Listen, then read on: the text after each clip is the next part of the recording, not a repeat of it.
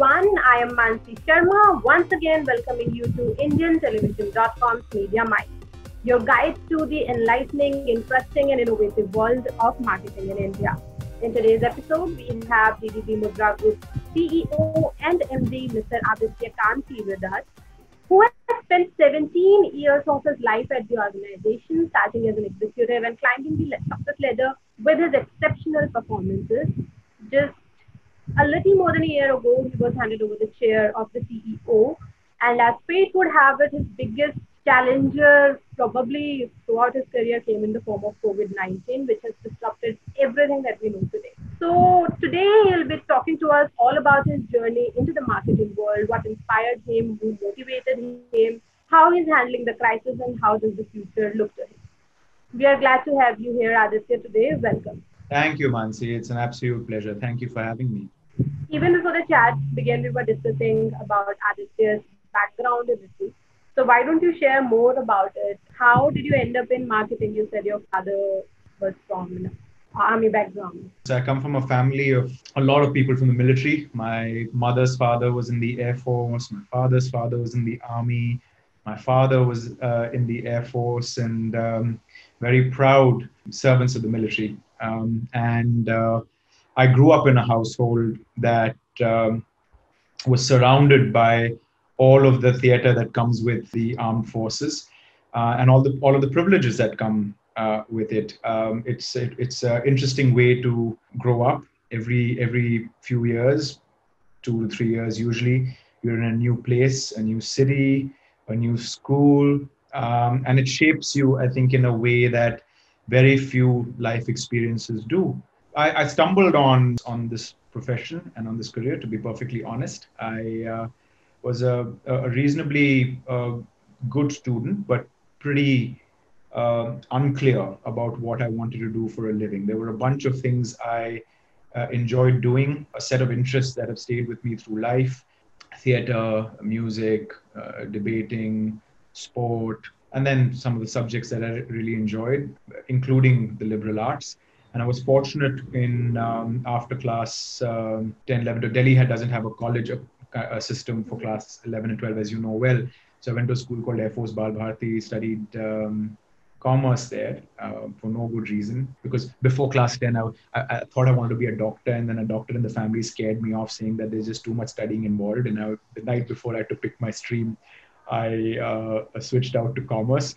So all my decisions were like that, And then I got through to St. Stephen's to study economics, which was an incredible experience. Part of it, of course, because of what I studied, but part of it was because of the environment I was in. A really great liberal arts school, which opened my mind to the possibilities that were out there in the world. Right after Stevens, I had to figure what I wanted to do next. And one of my friends cited this interesting school in Ahmedabad, which felt like another 2 years of play before we got serious about work, and that was MICA. And everything that MICA was stood for spoke to me personally, right? About kind of marrying all of my interests in and presenting it in as cohesive a form of a life plan as possible, which I thought was quite a happy situation to be in for a serious postgraduate school. And I was fortunate to get into MICA. I did that for a couple of years, specialized in research there, and had a brief stint with a fantastic research company based out of Bangalore, wonderful people there who I learned a lot from, but found that my heart was really set on a job in advertising and a move to Bombay. So I cut short my life in Bangalore in research and moved to Bombay, as I tell my colleagues at Mudra now, quite ironically, with the intention of leaving in a few months, because I was expecting to get another job from a competing agency, and they couldn't make me that offer at that particular point in time. So I said, listen, I'll just go to Bombay. I'll work with Mudra. I knew the agency, of course. I had lots of friends here. It's a great agency. And there's a MICA connection there with Mudra as well. So it's very familiar. So I said, let's go to Mudra, learn a little bit of what I have to. And then when that other offer comes, I'll make the move. And well, that was 17 and a half years ago. Tell us more about the people who have inspired you, who have motivated you, or have given you some important life lessons or professional lessons that you are taking ahead. So of course at DDB there was in the early days in the career, I drew a lot of inspiration from Bill Bernbach's amazing work in the 60s. He's the B in DDB, Doyle, Dane, and Bernbach. And Bernbach's work changed advertising, right, in the 60s through that kind of creative revolution, as it were, and inspired a whole host of brilliant people who would otherwise have pursued career in commercial art or in art in general to think about advertising as a serious career. So he brought a lot of artistry and humanity and creativity to the business. And I used to find myself in the early years drawing a lot. At that point, Mudra wasn't a fully owned DDB agency. We were still kind of minority partners between DDB and Mudra, but there was a recognition of DDB's heritage and Bill Bernbach's work and influence in particular. And I think that, I mean, reading about him, studying his work, and having access to those days, CDs used to come from the DDB Global Network with his history, and there were beautiful published books of his very inspiring quotes, which I must send you if you're interested at some point. There's no aspect of advertising that Bernbach hasn't spoken with great conviction and eloquence on, which is still relevant to this day, 50 years after he said those words. I'm sure you'll enjoy that. So I think Bernbach was most certainly a huge kind of influence for a young person to think about what is possible in our business and what creativity can really achieve, right? Mr. Krishnamurthy was a huge source of inspiration for what he had achieved at Mudra and at Mica. I still think he's one of the most influential people to have worked in our business, and for a whole host of achievements, but particularly for what he was able to achieve with a small startup out of Ahmedabad. I was privileged to, like I mentioned to you, have great bosses. But I think my career in DDB Mudra specifically owes a lot to the mentoring and the learning that I had from my predecessor, Madhukar Kamath. And then outside of the industry in India, as a young person interested in sport and advertising, I still do have the greatest admiration for Nike's work and for the relationship that Nike shares with Wieden and Kennedy. And then, like every sports nut, I have my favorite teams and my favorite figures in sport. And I think in management in particular, over the last decade and a half, I'm an Arsenal Football Club fan, and Arsene Wenger, who ran that club for well over 2 decades, was a hero for his devotion to his principles, his commitment to his club, and the loyalty that he exhibited through his time at that club. So all of these qualities, his sense of kind of how the game needs to be played and how the club is bigger than the individuals in it, and staying true to those principles. I would say a long answer to a short question, Mansi. Be careful what you ask me. I tend to not know when to stop, but I hope I've answered your question. And you happen to be one of the youngest CEOs that we have on the block right now. Does that intimidate you? I honestly don't think age is a factor. And I think any job that's worth doing must feel like a little bit of a stretch and must feel like it has a challenge in it. I would be lying if I said that I don't feel challenged in my job. I absolutely do.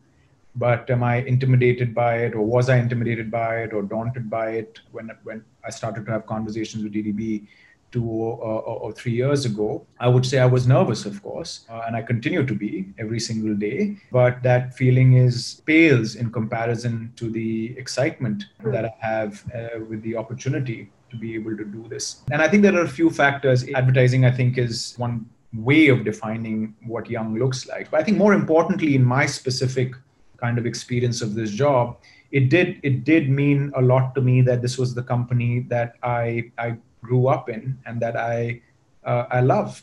Right, I've got a bond with the people here and with the culture and with the company that has grown over time. And I think that relationship with the people, and now in many cases with the clients that we work with, matters a huge deal to me emotionally, and I think drives a lot of the excitement that makes the journey, like I said, challenging, but also very rewarding. I think it does help, Mansi, and don't get me wrong, particularly in the circumstances we find ourselves in, this isn't an easy time or an easy thing to do. But I think particularly in times like this, the emotional aspects of what motivate you to do what you do start to matter a lot. And I think being surrounded by good people and people that you love, and having a certain kind of emotional relationship with the work, the clients, and the company is a tremendous privilege, right? And of course, I would be lying if I said I don't feel excited about doing this job. It's a huge opportunity. It's an incredible company.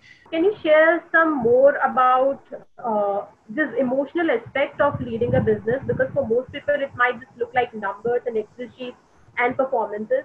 But this whole feeling of team bonding, going together ahead, and how do you manage to, keep the team up in their spirits that, okay, this time will pass and we'll be able to get through it? That's a great question. And I think that is the job, right? I think to balance the responsibility that we have to the business and our shareholders and doing the right thing from a financial point of view actually is not separate from what we have to do for our people. And I think as leaders, it's our job to be able to recognize in our teams that these two things go hand in hand, right? And the test of that, Mansi, in this environment in particular, is our ability to be able to survive this period, keeping intact the belief that the way out is through the work, the people, the work, and the kind of emotional pact that we have together, right? And that balance is really hard. It's impossible to do, because it's easy to keep pleasing people and doing the right things that avoid confrontation and avoid making the hard decisions. But in the end, the people pay for it, right? And I think being responsible about that, to say that sometimes in your lives you have to do the difficult things because it is the only way to secure a good outcome for the medium to long term, right? And that is very hard. Exactly. That is very hard to do, but it makes a huge difference again if you have a group of people that understand that you can hold hands with and work through that journey and that decision making and all of the consequences that accompany it. Also, last time when we talked, we had mentioned this one thing which also happened to be my headline for the story that we did with you. That until the human crisis is solved, nothing will get back into place. A few months down the line, are your thoughts the same? Because if we look at the COVID numbers, they are on an uptick, but we still have started moving on with the economy. The unlocking is happening. Businesses are starting to move again, and we are seeing a lot of positive sentiment in the advertising industry too around the IPL and the festive season. I think, in fact, I believe that it reinforces the human crisis is solved. We're not going to be fully ourselves, right? And in the last few months, it makes that point even more vividly, I think, because there's a difference between the medical side of the human crisis and the human crisis in its broader sense. Okay. But the bigger point that I was making, and I will make again, is that it is ultimately about how people feel, right? And how society feels. And I think that having that perspective as marketing people and as advertising people is extremely important. If there's one thing that I hope we have learned in this year, it is the right frame of reference to think about the work that we do. There is a lot of navel gazing in our line of work, a lot of obsessing about things that may not actually be fundamental and central to the work that we do and the influence that we have. And I think this opportunity to be able to reframe that set of priorities as brand owners, as marketers, and as advertising people, to almost reset what it means to do what we do is only reinforced, Mansi, in my view, by the last few months. And I do believe that until people start to feel more comfortable, which is a whole different discussion, where even though the medical situation may not have dramatically improved, there is a mental and a economic aspect to well-being, right? Which also drives human behavior. But ultimately, it's a question of how people feel and whether they are comfortable putting themselves out there in ways that then suit commerce rather than the other way around, right? We are a subset as of the wider happenings in our context, and that recognition and not being tone deaf about it is very important, I think, to our ability to be able to learn the right things from this experience. According to you, how are people feeling right now? How's the consumer sentiment? How's the marketing sentiment? How's IPL festive season, New Year's, everything looking to you from here? There's the one thing every human being wants is hope, right? It's a fundamental part of the human experience. And we are seeing that play out in our lives and our work as well. There is the human capacity for optimism, for positivity, and for progress, for a fight in a difficult situation is often underrated, right? And I think that's what we're seeing play out. There is a real desire to be able to battle through this difficult time. And I think that's playing out in various ways. So you're right in your assessment that there is a definite improvement overall sentiment, I would say, at work and in life. And you see that play out with marketers as well. There is obviously excitement around the IPL and the festive season. But it's part of a pattern, I think, of when you have a shock in a system that catches you by surprise at the scale at which it happened. You reel from that and try and kind of make sense of that chaos and that madness.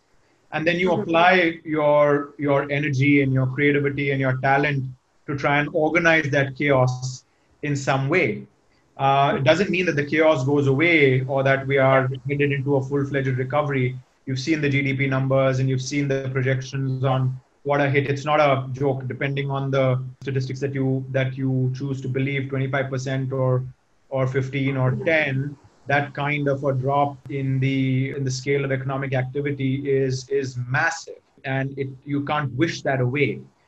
But I do think we have accepted the seriousness and the severity of the problem, and that we have now refocused our energies on applying creativity to try and organize that chaos in a meaningful and positive way. And that journey, I think, is starting to happen. And I'm very excited about that. We're feeling that at the agency in many ways. We're feeling that with many of our clients. And that kind of path, I think, is set for the next 4 quarters. I would say definitely through to the middle of next year, where there's going to be small steps, I think, of progress in different ways, while we wait for that full-fledged recovery, which perhaps a little bit further away than the festive and IPL season. So it's welcome relief. Let me also say that it's really good to see the excitement and the positivity. Many of our clients, after what was arguably the worst quarter of our careers and our lives, Q2, perhaps parts of Q3, are now starting to look up again. And I can see that positivity with many of our clients as well. And we're very excited to be sharing in that sentiment. And how do you see the advertising pies shaping up from this point in time? Because digital gained a lot of prominence in the past few months. And with TV channels coming with fresh programming, a lot of reality shows that are big hit properties have also started coming up. KBC is coming, Big Boss is coming, and obviously then IPL is there. So how do you see the advertising pies going ahead? The share of digital, the share of TV, and is out of home coming back? This is a slightly, it's hard to tell, because you're often made to look quite foolish when you look back 2 years, 3 years, and you talk about the big revolutions, and you find that actually the world is perhaps evolved more than radically altered, and in ways that are most unexpected, right? But I do think this is a time where a lot of what we have talked about on the digitization, particularly on the media side, has happened seriously. And it's happened from a media consumption point of view, but it's also happened structurally from the supply side, from the way in which media houses and companies have set up. You guys are a good example of that. I reckon almost everything that you're putting out there now is happening in some form of digital technology, and you're experimenting more. You're looking at your commercial models in different ways. And I think every large media company in the country, in the world, has accelerated that process. So it would be, I think, fair to say that there has been a huge boost to that shift broadly towards digital technology, definitely on the media consumption side. Remember, though, that from a consumer's point of view, it doesn't really matter, right? Whether your so-called big screen video, let's call it the big screen video experience, right? Which is what the TV ultimately is. How that's coming to you will become and is actually quite irrelevant to people. But the themes that we've got, which is of that experience mattering, and it's now getting delivered into our homes and in the palms of our hands through digital technology, and all of the other things that go with it, which is a level of personalization in your ability to be able to customize content and make the choices that you want to make. But there again, that answer is still, I think, open, because the cost structures in our media industry are very different from those abroad, right? The Netflix revolution in the US had as much to do with the disruption to the business model of big cable as it did with the consumer experience, right? And in India, those lines are slightly more blurred, because television, the old kind of way in which television delivered and consumed, was still a great deal, great value for people, right? From a consumer experience point of view, in terms of how much you were getting at a particular price point. But the fact that you can choose what you want to watch, when you want to watch, and you can also do that on your own terms and with the hugely discounted prices at which you can consume the internet, and therefore that starts to matter a little less to you when you make the economic evaluation of how you're getting entertained. I do think that those aspects of how media is consumed has been given a huge fillip.